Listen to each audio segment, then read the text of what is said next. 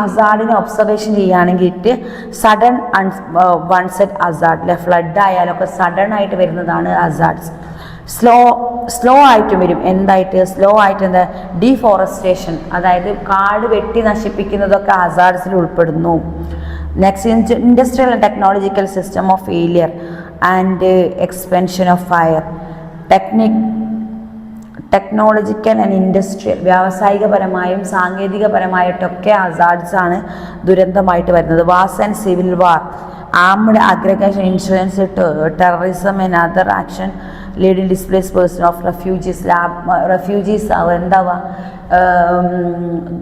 അഭയാർത്ഥി ക്യാമ്പുകൾ വരിക. സിവിൽ വാറുകൾ വരുമ്പോൾ ധാരാളം മനുഷ്യർ എന്ത് ചെയ്യും, മരിച്ചു പോകും.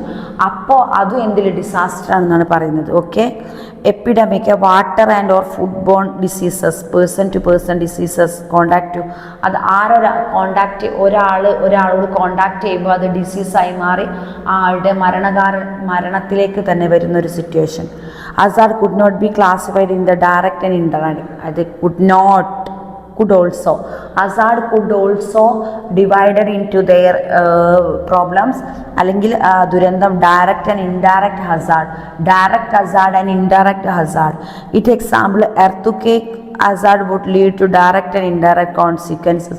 അതിലൊന്നാണ് earthquake, അതായത് ഭൂമികുലുക്കം കൊണ്ടുണ്ടാകുന്ന പ്രശ്നങ്ങൾ എന്തൊക്കെയാണ്, ground shaking, direct hazards. Okay, direct ഹസാർഡ്സിന് എക്സാമ്പിൾ ആണ് മിസ് പറയുന്നത്. Direct hazards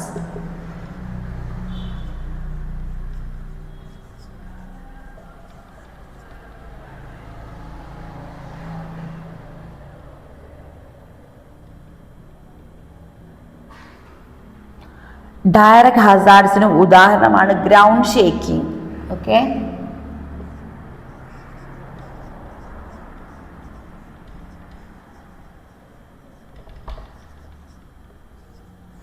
ground shaking, soil and different ground settlement, immediate landslide.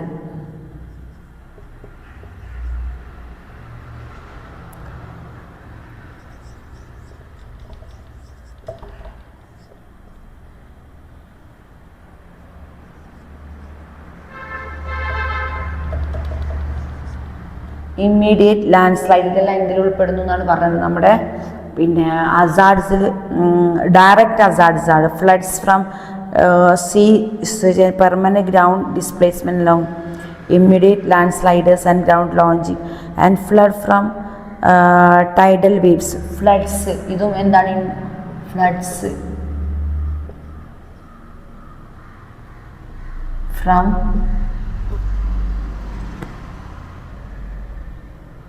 Tidal waves.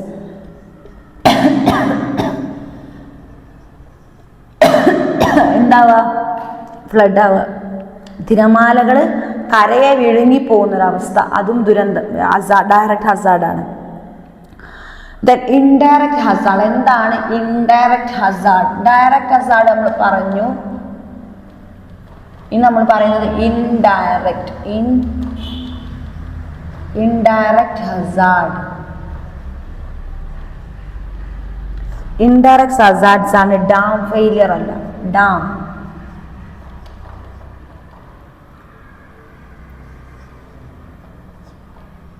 Dam failure. Next pollution, രണ്ടാമത്തത് പൊല്യൂഷൻ.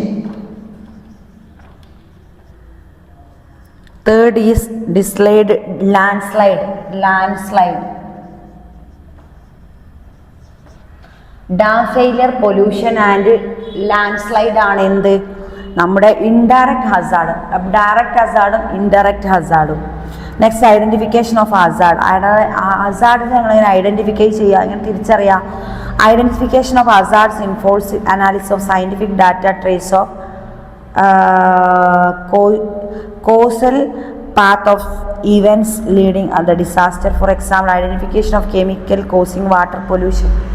അത് എക്സാമ്പിൾ വാട്ടർ പൊല്യൂഷൻ, വാട്ടർ ഇപ്പോൾ വെള്ളത്തിൽ എന്തെങ്കിലും കലർന്നിട്ട് പൊല്യൂട്ടഡ് ആയി, ആ വാട്ടർ പൊല്യൂട്ടഡ് ആയാലും എപ്പോഴാണ് ഒരു ഫാക്ടറി ഉണ്ടെങ്കിൽ ആ ഫാക്ടറിയിൽ നിന്ന് ഒഴുകുന്ന മലിനജലം എങ്ങോട്ടാണ് ഒഴുക്കി വിടുക ചെയ്യുന്നത്? നദികളിലേക്കും കുളങ്ങളിലേക്കും കായലുകളിലേക്കും അവസാനം അത് കടലിൽ വരെ എത്തിച്ചേരുന്നു.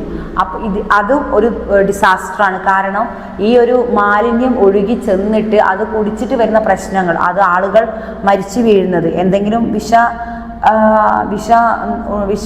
വിഷമായ ഫുഡ്, വെള്ളത്തിലേക്ക് അതിന് എന്തെങ്കിലും അണുക്കൾ കലർന്ന് നമുക്കറിയില്ല. പക്ഷെ അത് നമ്മളത് ടേസ്റ്റ് ചെയ്യുകയോ കഴിച്ചോ ചെയ്താൽ നമുക്ക് എന്ത് ചെയ്യും? ആളുകൾ മരണപ്പെടാനും സാധ്യതയുണ്ട്.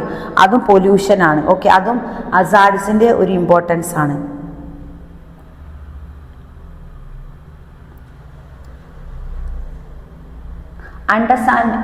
Understanding risk. എങ്ങനെയാണ് ഇതിൽ റിസ്ക് വരുന്നത്? Understanding risk.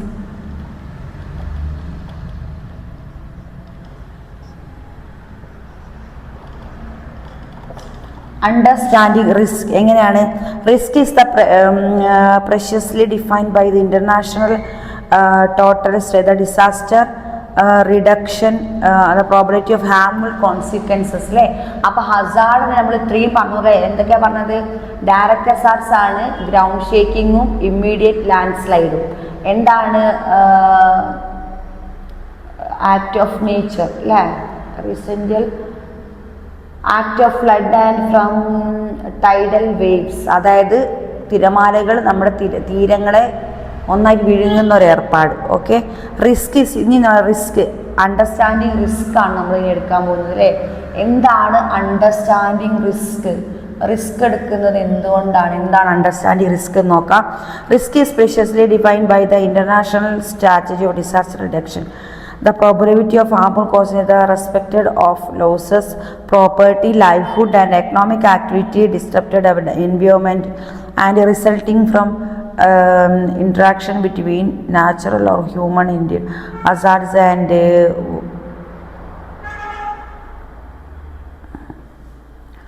volcanic expressed by notation of hazards and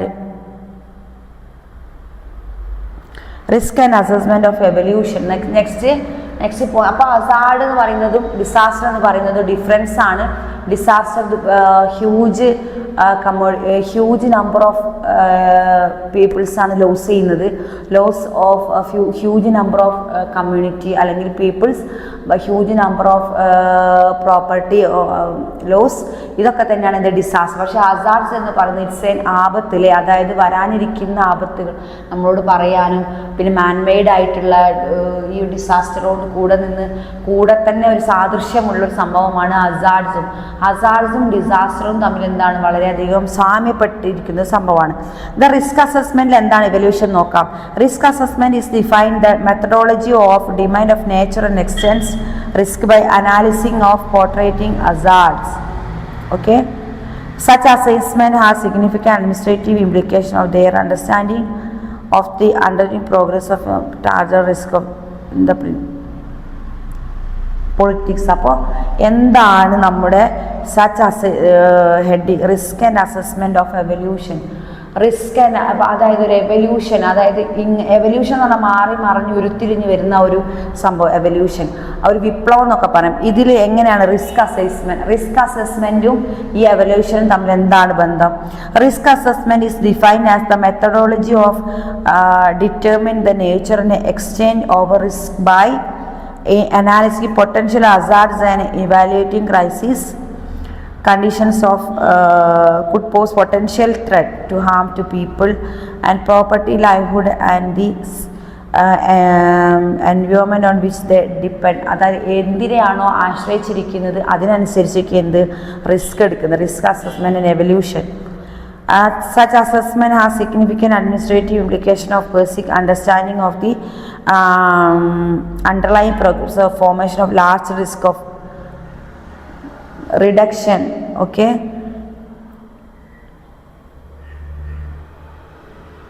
disaster risk ഏതൊക്കെയാണ്? Functional risk and disaster risk seen by functional risk and function risk. Okay, to reduce to reduce the process of conducting the assessment of based on review of both the technical features ആണല്ലേ നമ്മൾ പറഞ്ഞ. Next നമ്മളെ point risk perception ആണ്. അതിൽ first is actual risk perception, personal experience and horror of disasters. ഇത്രയും കാര്യങ്ങളാണ് നമുക്കിനി discuss ചെയ്യാനുള്ളത്. അപ്പോൾ നമ്മൾ പറഞ്ഞു ഹസാർഡ് രണ്ടും, disaster and hazard, the difference between hazard അല്ല എന്താ പറയുക hazard, the difference between hazard and disaster management. ഇത്രയും കാര്യം നമ്മൾ ഡിഫറൻസ് ആണ്, ഇത്രയും കാര്യം നമ്മൾ ഡിസ്കസ് ചെയ്തത്. ഓക്കെ.